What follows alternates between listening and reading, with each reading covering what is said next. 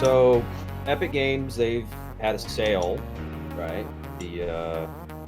Epic, the Epic Mega Sale, right? And pretty much everything that's discounted on there has an additional discount of $10. So, like anything that's like $15 is actually $5 you can get now. And they actually have like these games that you can pre-order right now. Okay, so the Quantic Dream games of Heavy Rain and Beyond Two Souls, those are both $20, but with the discount they're $10. So if you were interested in getting these games, it's like right now would probably be the time to get them. So the first demo for any of these games just came out on the 24th, right? And I got around to playing it. It's about an hour long, and there's two sections of it.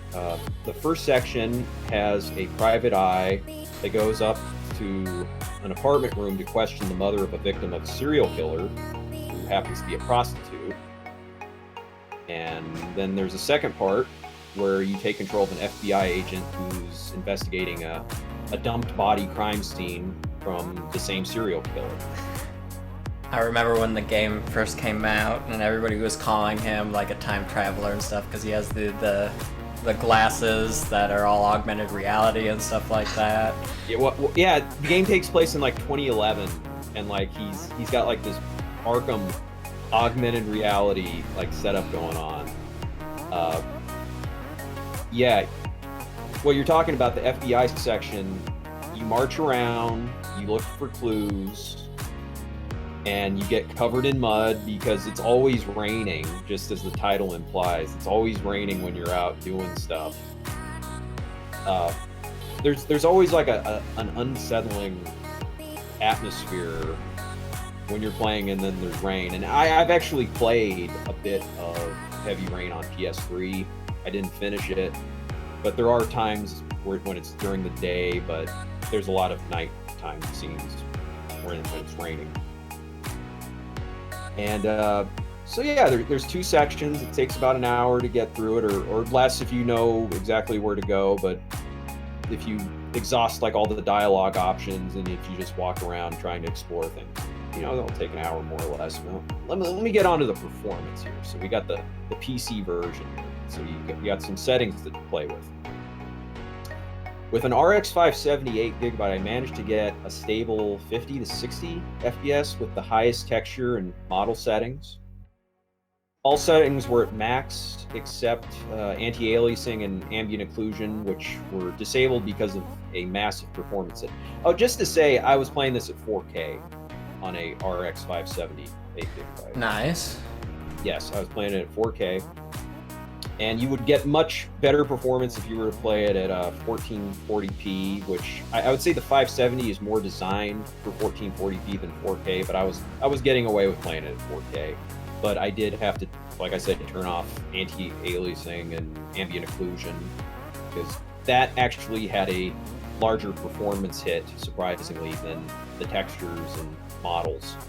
So here's the thing, if you play this game with the highest textures and models, on some of the loading screens, they just have like these big close-ups of like the private eye's face and the FBI detective's face, like gigantic, big, like extreme close-ups, and you just see like the pores of their skin and all their moles and stuff. Like, there's no way it looked this good on PS3. It looks really great, and as long as you have the VRAM to feed these textures and models, you should just have that on max, because performance-wise, it's not that big a hit, okay? It's the anti-aliasing and the ambient occlusion which are the hit. I kept shadows on medium for good measure, just because shadows are usually pretty taxing. So yeah, shadows can definitely give you a pretty big hit in performance, that's for sure. So something else I discovered, the first time I played through it, I just set the FPS to be at a locked 60, like so it wouldn't go above that. But you can also lock it to 30 for a more, console cinematic experience. But if you're playing on PC, you probably ought to just set it to 60. But if the specs of your system can't manage 60 at a resolution that you're comfortable with, or the settings that you're comfortable with, you can lock it to 30.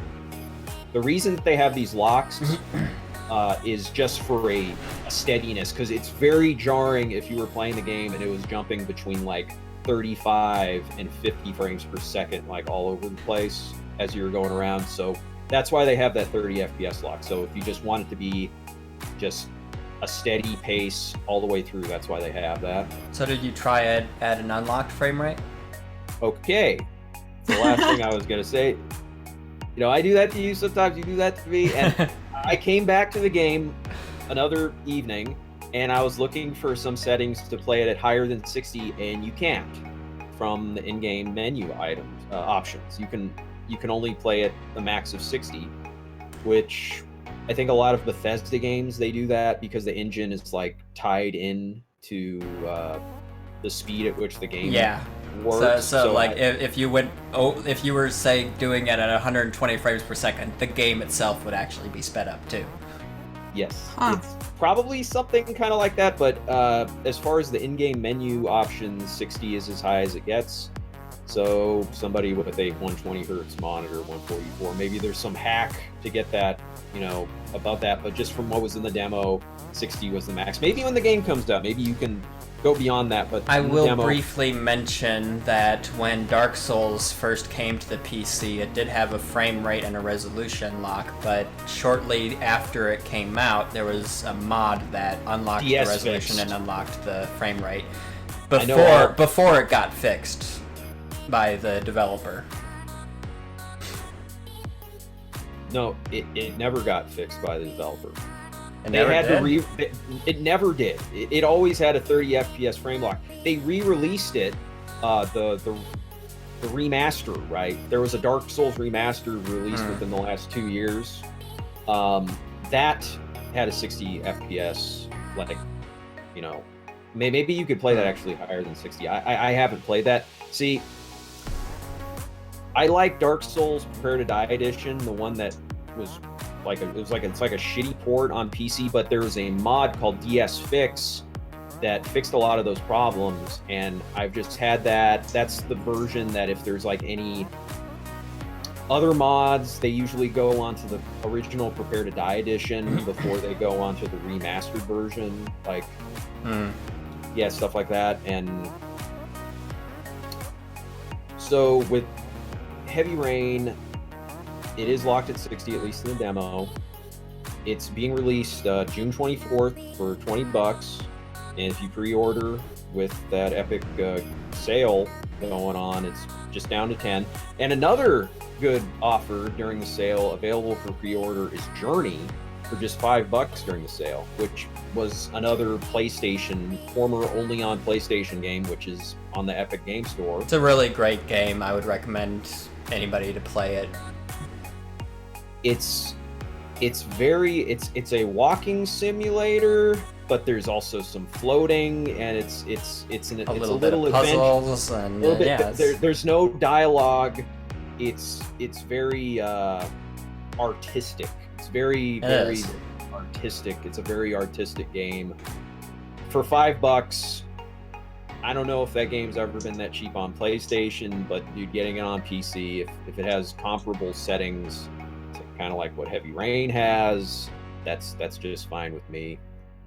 And that's really all I got to say about the Heavy Rain demo. It looks like it's going to be an okay item on the Steam store. This is probably the definitive version until maybe the PS5 gets, like, the PS5 is probably going to have like a version that's like the PC version, but like set settings, you know what I mean? Yeah. So that I'm foreseeing that in the future.